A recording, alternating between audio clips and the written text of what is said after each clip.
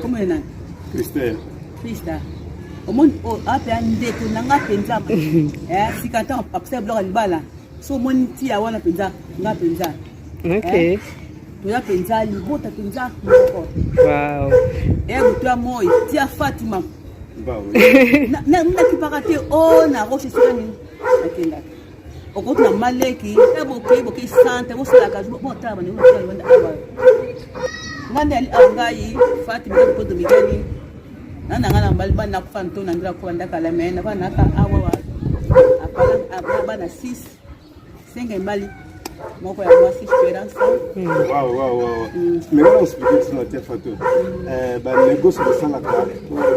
Les gars ni beaucoup sont en gros dans le magasin, ou bien bah tu bah bazam si bah ni bah négocier fonctionne là-bas. Bon business pour son magasin, dans armazen.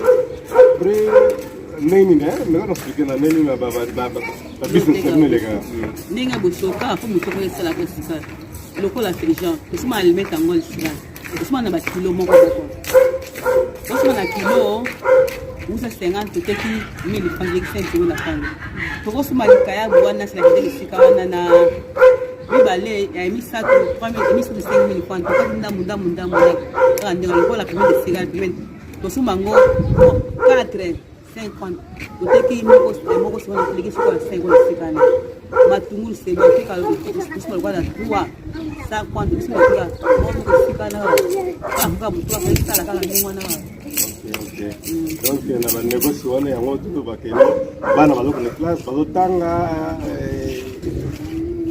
kufuta mamine wala bana do nyos na kati ya mama mwana omoni filme moni oyo ezali na ngai omona ngai bana esunga nga 100%.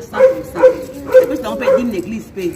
Si on peut la cabane, on peut dire ah ouais. Wow. Là on a la confirmation là que année passée on a qui donc la même que le venir belé batondolo yango na bague non en tout cas malo pena faut ensemble ça ba image batu ba kuna pe ba omona donc et voilà quoi yango eza bien ko yaka ko na ba mama na biso ko yeba ndenge ni ba bisa morceau que ne ba ndenge ni ba sala pona ko survivre ba na ba négocier zo na moi ba business amitié mais ba zo boko la bana ba zo ina bana ba classe et tout cela quoi comme on a mis sous ba lingi vimo mbango vimo ya vitesse donc bientôt donc ba on ça là na ndenge mtuki na ye na ndenge voie normal en tout cas pour projet bango félicitations vraiment tia kato donc Montagarra venez voir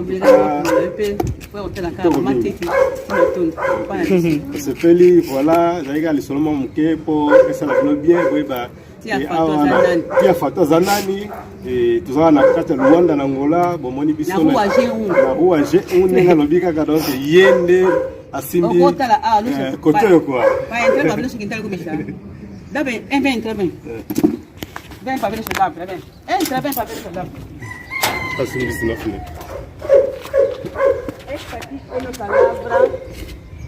Essa aqui é nossa casa. Tira muito bem, essa aqui pode massa. Tô pai, tu vai roubar massa daqui. Tô pai, tu vai roubar massa aqui. Tu vai tirar massa aqui. Roubar massa do pai. Tá vendo? Pode massa aí, massa pequena.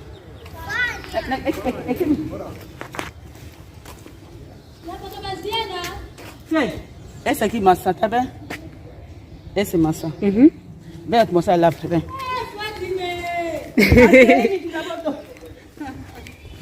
Essa aqui é a nossa lavra aqui. Essa aqui é quiabo, esse é couve. Esse aqui você vai chamar gengibre. Tá aqui. Esse aqui é ananás. É bem ananás. Uau. É para te mostrar bem ananás. Uau. Esse aqui é babonango. Papa. Esse aqui é pimenta. Pimenta, pode estar aqui. Tá aqui, pode pimenta, esse aqui. Pode pimenta. Esse aqui é gengibre. Esse aqui é berinjela. Esse aqui é gindom. Bomoni donc voilà quoi tout ça biloko na biso na bilanga ba mama sipa lona kapo moko boye akosoka na kata bilanga na sali moi système bana pe ba sepeli et voilà ba donc c'est comme ça il fonctionne na kati ya bamboka na biso.